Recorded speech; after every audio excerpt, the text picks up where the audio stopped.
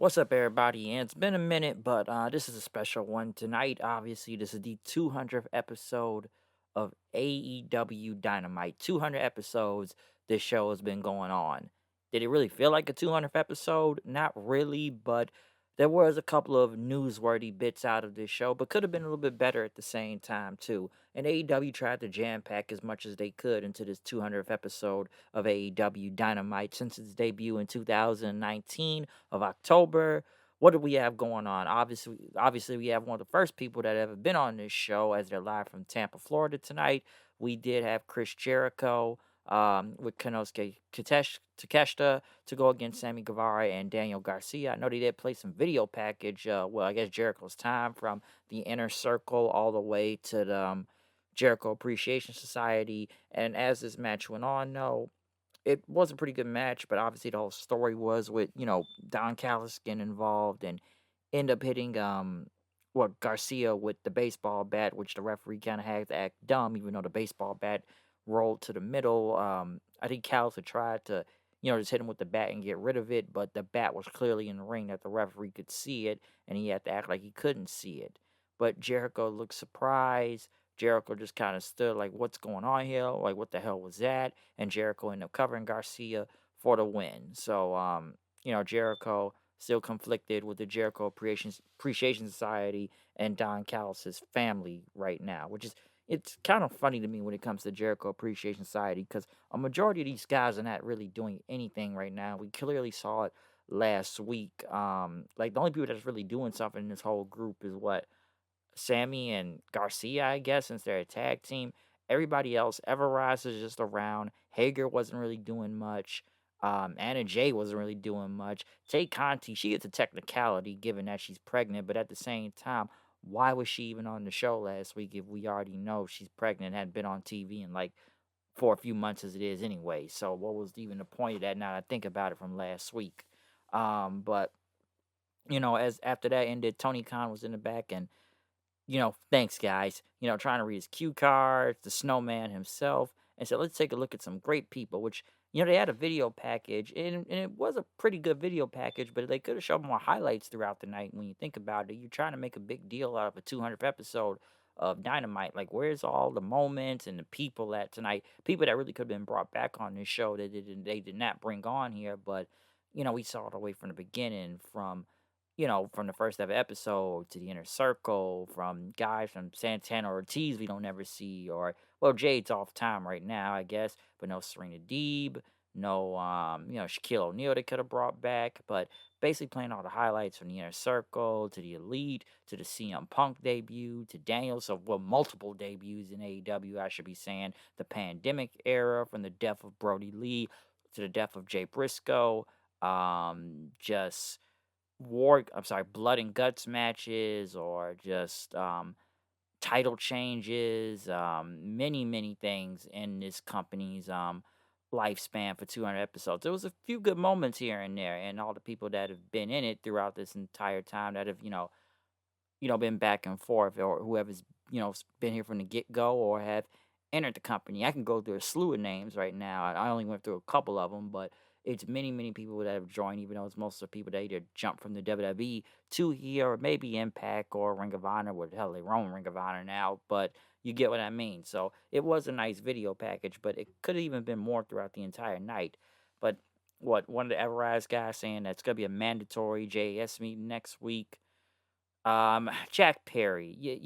I'm trying with Jack Perry. I'm trying to give him a chance. I really am. It's only been 2 weeks with this whole heel thing he's been going with, which, they gave him Beethoven's Fifth, which it's still kind of weird to me, but, you know, telling Jerry Lynn to come out here and take his ass kicking like a man.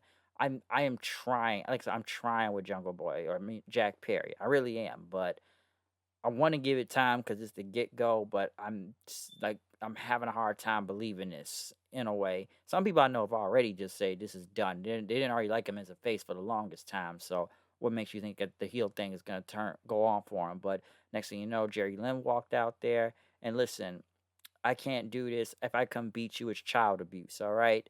But no doctor in the world is going to clear me with all the neck issues I have. But I have a friend that's gonna, that still wrestles and who have wrestled in ECW because for some reason Jerry Lynn was I don't know why they had made him like the representative of ECW, but next thing you know, Rob Van Dam has finally debuted the whole effing show. He even came out the Pantera walk, which was his obviously I'm not surprised Tony ended up paying for that music, which I'm sure is very expensive. But then again, he loves buying licensed music, so we picked up his ECW thing walk and whatnot, which the crowd even starts singing along too. Especially if you're an OG ECW fan that's been with Van Dam from the get go, you'll probably know the lyrics to that song. Well, our RVD got a huge reaction and whatnot.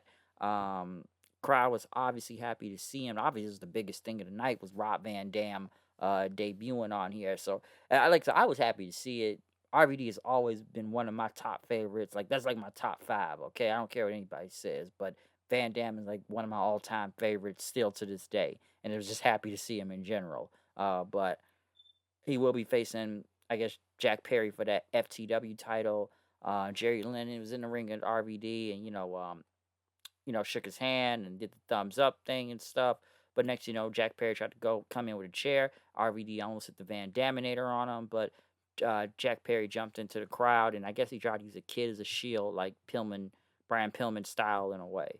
So yeah, Van Dam, I'm happy to see him. You know, I guess he will wrestle Jungle Boy Delaire. Honestly, the last time I really seen Van Dam wrestle, I think when he was still in Impact, but he wasn't really.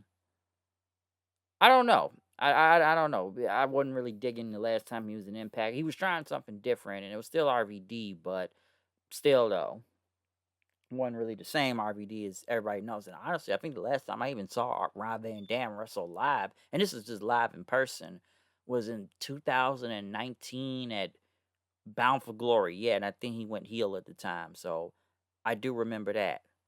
But obviously, it's going to be RVD versus Jack Perry for the FTW title. So we'll see what goes on from there. Listen, and I get popping a rating and whatnot. Obviously, RVD's at a pop a rating, but for some reason, we have an anything goes, no DQ match or a feud that just started between John Moxley, Pentagon, and Trent Beretta. Listen, if you want to say typical Moxley match, yeah, I would sit there and honestly agree with you because, of course, we have weapons, chairs, tables, barbed wire, thumbtacks. For some reason, if this feud just started, why are we doing this crazy hardcore match? But pop a rating, 200th episode, you got to pop a rating. I'm honestly surprised John Moxley didn't bleed in this match and Beretta ended up only bleeding. And listen, I actually like Trent Beretta. I don't give two shits about the best friends or that whole group in general. But I've always liked Beretta. I just felt like he should never, put him on his own. But obviously they're not going to do that. I was actually surprised to see Pentagon take the pin here, unless they're even still part of this feud with the Death Triangle. I thought it was going to be Death Triangle and Blackpool Combat Club, but it looks like they're just doing Blackpool Combat Club versus Best Friends. I don't give two shits. I don't care. I really don't. So I don't even know why this is a feud. Um, but obviously, like I said, it was a lot of crazy hardcore stuff in there. What I know Moxie at the Moxie ended up hitting Death Rider, and then Beretta just took out Mox with a knee and then Pentagon and won the match. So I'm just surprised John Moxie didn't bleed. Everybody fell on thumbtacks, but he did not bleed though. Surprisingly, just Beretta.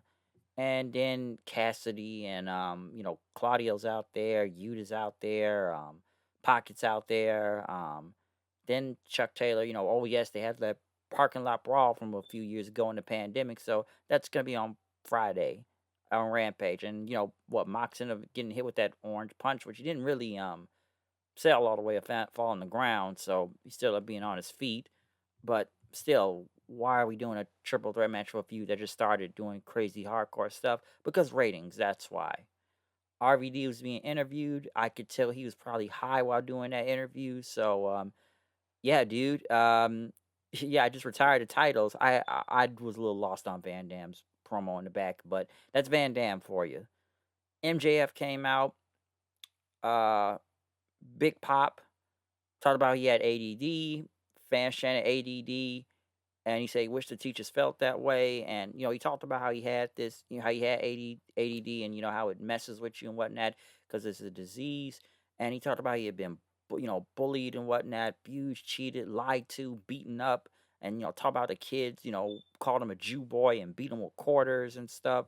And he felt vulnerable, but now he has a friend, and now there's sympathy for the devil. And fans chanting, "You're a scumbag," and he says, "I am a scumbag." You're like, he's our scumbag and whatnot.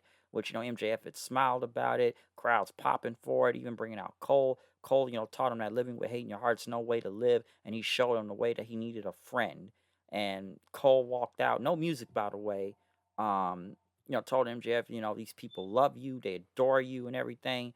You're one of the best in the world right now. And I was a jerk for years, and it took me a while to succeed. But now, he sees him as a good guy and everything. And MJF, says, I enjoyed his verbal fellatio. I thought that was actually funny. Verbal fellatio.